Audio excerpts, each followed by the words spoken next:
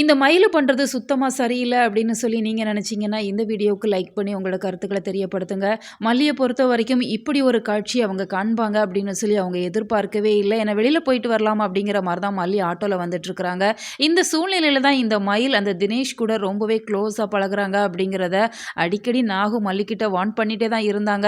ஆனாலுமே இந்த மயில பொறுத்தவரைக்கும் அப்படியெல்லாம் இல்ல. நான் என் ஃப்ரெண்டு கிட்ட தான் பேசினேன் அப்படிங்கிற மாரி தொடர்ந்து வீட்ல ஏமாத்திட்டே இருந்தாங்க. எவ்வளோ நாளைக்கு தான் அவங்களால ஏமாத்த முடியும்? பல நாள் திருடன் ஒரு நாள் அகப்படுவான் அப்படிங்கிற மாதிரி தான் இந்த மயில் இப்போ மல்லிக்கிட்டேயே சிக்கி இருக்கிறாங்க. அதெல்லாம் பார்க்கறதுக்கு ரொம்பவே ரொம்ப சூப்பரா தான் இருக்கு. ஏன்னா தினேஷ் ரொம்ப ரொம்ப நல்லவங்க அப்படிங்கிற மாதிரி தான் இந்த மயில் நினைச்சிட்டு இருக்கிறாங்க. ஆனால் அவங்க நல்லவங்க இல்ல. ட்ரிங்க்ஸ் பண்ணிட்டு வந்திருக்கிறாங்க அப்படிங்கிற விஷயத்த மயில் நல்லாவே தெரிஞ்சுக்கிறாங்க. ஆனாலுமே அந்த வயசு கோளாறு அப்படிங்கிறது அவங்கள தடுக்க தான் செய்யுது.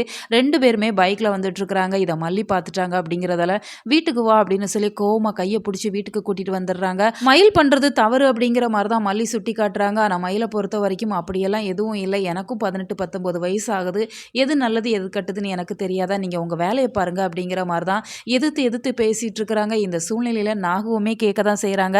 அந்த பையன அப்படி உனக்கு எத்தன மாசமா தெரியும்? அப்படிங்கிற மாரி கேட்கிறப்ப, எனக்கு 2 மாசமா தெரியும். அவன் ரொம்ப நல்லவன் அப்படிங்கிற மாரி சொல்றாங்க. 2 மாசத்துல அவன பத்தி உனக்கு எப்படிடி தெரியும்? அதுவும் குடிக்கிறான் அப்படிங்கிறப்ப அவன் கூட எப்படிடி வாழ முடியும்? அப்படிங்கிற மாரி சொல்றாங்க. அண்ணன் குடிக்கலையா? நீங்க வாழலையா? அப்படிங்கிற மாரி எதிர்த்து எதிர்த்து கேட்குறாங்க. அதனால நான் வீட்ட விட்டு வெளியில போறேன். நான் அண்ணன் கூட போறேன் அப்படிங்கிற மாரி அவங்க பேக் எடுத்துட்டு போயிர்றாங்க. மல்லிக்கு இப்படி ஒரு பிரச்சனை வரும் அப்படிங்கிறதே தெரியல. இன்னொரு பக்கம் தீபிகாவுமே மல்லி மேல பழிய போடணும் அப்படிங்கிற மாரி வாசு, கதிரேசனோட சேர்ந்து அவங்க ஒரு திட்டம் போட்டு வச்சிருக்கிறாங்க.